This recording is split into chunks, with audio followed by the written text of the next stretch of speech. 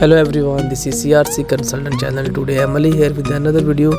In this video you can see today I'm in a restaurant, and this is basically month of Holy Ramzan, and I am available now in Dubai, and basically this is a Turkish restaurant, and I just organized one iftar party with my friends, and this is a buffet, one person have 69 dirham, and this is basically Turkish restaurant because I was good there and I am too much enjoying. The food is very good and very healthy.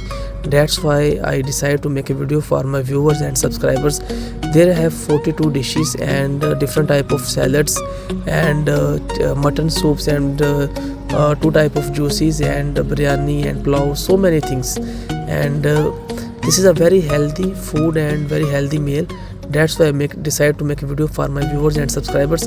Basically this iftar party where 3 person come here, and this is my friend Mr. Tariq and Mr. Bilal, and we are too much enjoying here, and I just thinking because this is the best place in Dubai if you want to make in month of Ramzan your friends iftar party. This is a very good place.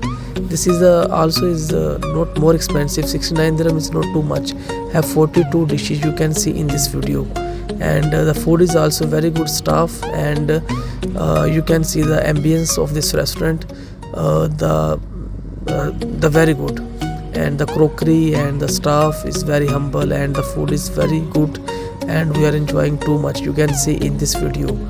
Okay guys, just watching CRC Consultant channel, and you can see this video, and we enjoy our food, and this food is very good, and I recommend it to my viewers and subscribers. If anyone want to make iftar party, this is a Turkish restaurant, is named Doner Istanbul, and is Al Qusays.